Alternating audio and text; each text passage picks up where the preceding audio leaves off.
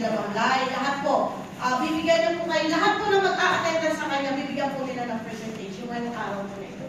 Okay? Hanggang makikita pa rin naman tayo bukas, nandun din kami.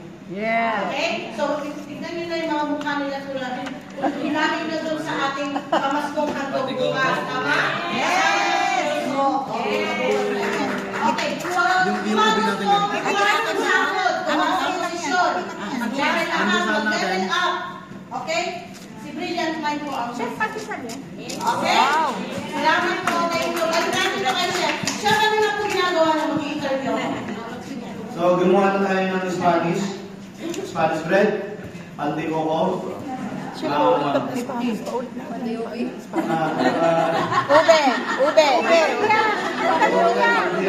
Wala.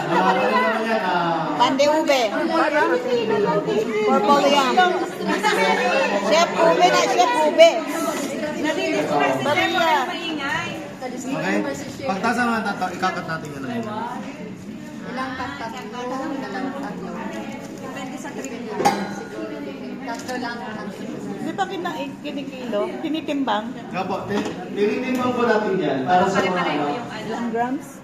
tinitimbang natin yan para at least portion, standard. Okay? Para po at least yung size ng mga tinapay natin.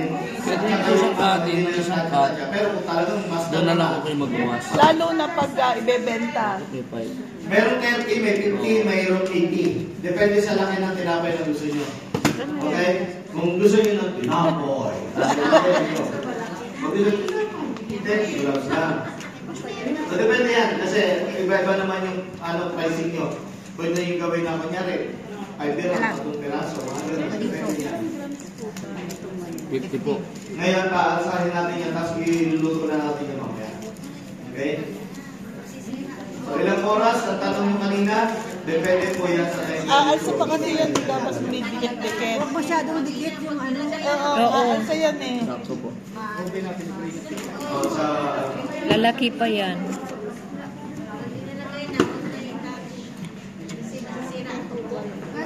Yun na eh.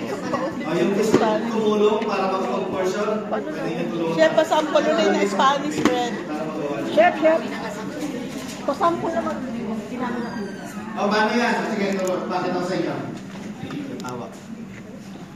Okay, bilugin natin. Okay. Paano ba siya bilugin? Ikot-ikot lang yan. Ikot-ikot. Kasi yung iba, nahihirapan sila. Ikot-ikot. Yung kamay natin nakagano, no? Ano siya? Nakasarado. Okay? Nung nasa bakery pa ako, 2 kamay yan. Para mabilis yan. Para mas mabilis, 4 kasama nito. Yan na magaling. Ayan na kay mami. Okay? Ngayon, rolling pin. Okay? Pahaba. Medyo paano. Pahaba. Haba. Yan. Okay? Lagyan natin ng palaman.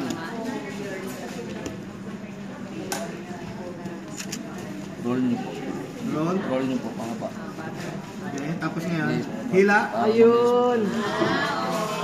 Kailangan nyo siyang i-close. Pagka Idikit nyo yung ano. mag-roll ng ganyan, kailangan may Kasi kapag umalsa yan at hindi siya nakakapit ng maayos, Bubuo ka. Kaya pala. tapos ngayon, breadcrumb. Ayun. Alam ko na. Okay?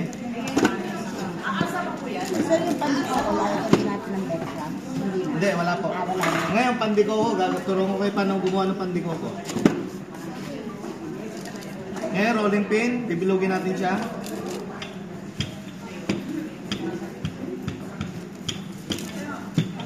Tapos ilagay nyo lang yan sa kamay nyo. Ito. Pandikuko. So yan, Dok, wala na baka pansya-pansya na lang. Pag ibebenta mo, kailangan may sukat. May sukat yan. Susukatin nyo siya. Okay? Kaya hindi ko naman nasinukat kasi kaya Kakainin naman. Yes. Okay? Tatandaan ko yan nilagay niyo. Ngayon, ito, dulo. Very Ikot siya. generous pangkaw. Okay? Maraming. Yun. Para din sa show. Parang siomay. Sanay po ako, Japanese kasi ako eh. Kaya sanay po ako sa Don't worry ka to. Ilan man na to? Tapos balik nyo, bilugin, ipaplat Saka nyo. ipaplat. Yun naman. Galing. Ngayon, pag umalsa na siya mamaya, bubutasan nyo siya ng tinidor. Okay, kaya pala Pag may umalsa na. butas. Okay? Ilang degrees, chef? Ilang degree? Ilang degree? Gumagamit kami ng 180. Actually, depende yan sa oven. Maraming klase ang oven. Meron tayong tinatawag na pressure oven, meron tayong tinatawag na regular oven. Ano ibig sabihin ng mga pressure oven? Yun yung Malakasan. Oo. Yung pressure niya, pumapasok agad sa internal ng isang pagkain. Okay, yan yung mga rational oven, yung convection oven, mga medyo may kamahalan. Yung rational oven, nasa maliit lang, 48,000 O yung mga ganong klase. Iba-iba. Itong oven natin, regular lang yan. So, pinipenetrate niya yung temperature sa loob. Depende lang sa ano niya, sa kakayanan niya.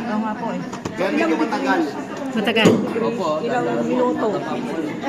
Ayun, kung ibang gusto mag-try, pwede kayo mag-try.